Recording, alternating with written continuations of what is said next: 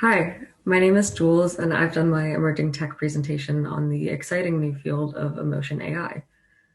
So let's start with the question, what exactly is emotion AI? So emotion AI is a new field of technology which takes in data about a user's physical state and then combines that with the power of AI and machine learning to create concrete knowledge of a user's emotional state at any given time. Since it's pretty young, this field has a few other names as well, like affective computing, artificial emotional intelligence, and empathic media. As people, we react physically to the emotions that we experience. Some of this is kind of voluntary, like smiling when you're happy, and some of it's involuntary, like having your heart rate increase when you're stressed.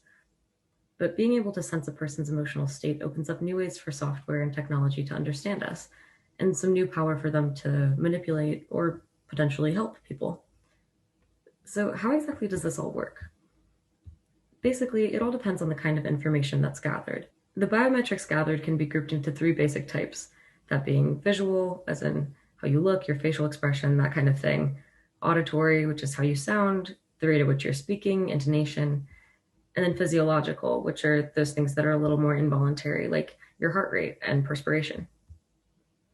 Anecdotally, it seemed like the most common type being used right now is visual. That's just based on how easy to find emotional facial recognition APIs were as compared to the other two types. So next I'm going to get into some examples of how all of this is being used. One example that I came across that seemed pretty cool was the company Sentio's Feel project.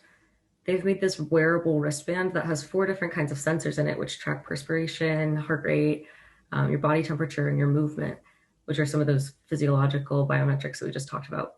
And then they pair this with counseling and other resources to try and provide data-driven therapy. And the licensed clinical social workers who have used this field product with patients have reported great success from the sort of engagement and awareness that they get in between sessions. The wristband and the app use those sensors to detect changes in the person's emotional state, and then they selectively intervene or suggest activities or strategies based on what's going on and the patient's goals. It seemed basically like a Fitbit, but for your feelings. So, pretty cool. And then another example that I found was the company Affectiva. It seems like they've been all about emotion AI since pretty much day one. They offer services like media analytics to help businesses market to their consumers at times when those consumers would be most receptive or least annoyed by those messages. But they're also striving to improve automotive safety through that emotional AI.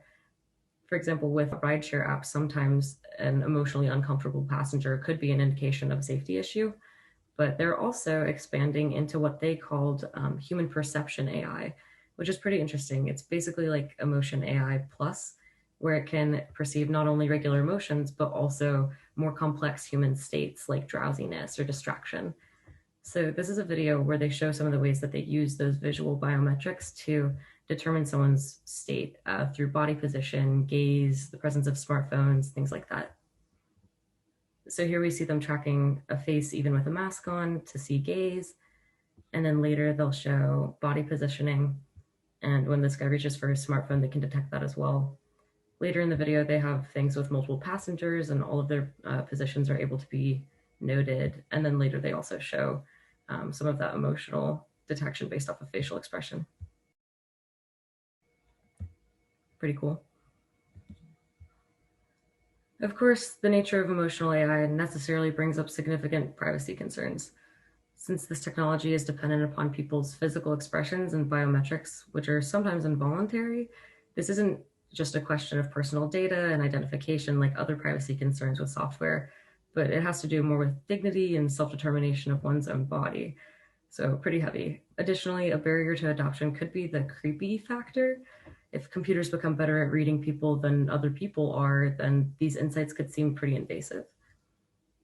Some suggestions of keeping data anonymous or offering these kinds of services as only opt-in could help to alleviate some of those concerns, but then they also do serve to create gray areas about what's acceptable.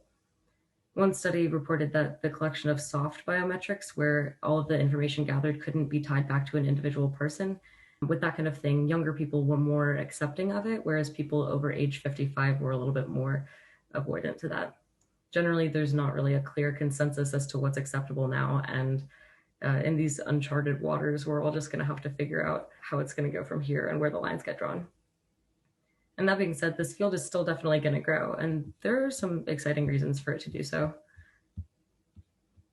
Some potential opportunities here include helping people with their personal emotional management, or maybe with people with autism spectrum disorder, it could help them interpret the emotions of neurotypical people. Additionally, lie detection was mentioned, and I thought that was interesting. I guess it could have interesting and hopeful implications for legal proceedings. And then, if we want to go out way into the future, we could even imagine things like digital friends, sort of like in the movie Her, where a guy falls in love with a very emotionally intelligent AI in his ear.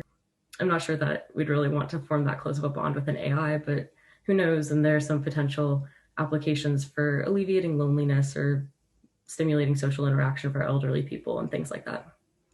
So obviously some of these are more realistic in the near future, or some are more unproblematic than others, but the point stands that the field of emotion AI is growing, and it's soon going to be ubiquitously incorporated into our lives in some ways that exist and some ways that don't yet. These are my sources. Thanks for listening.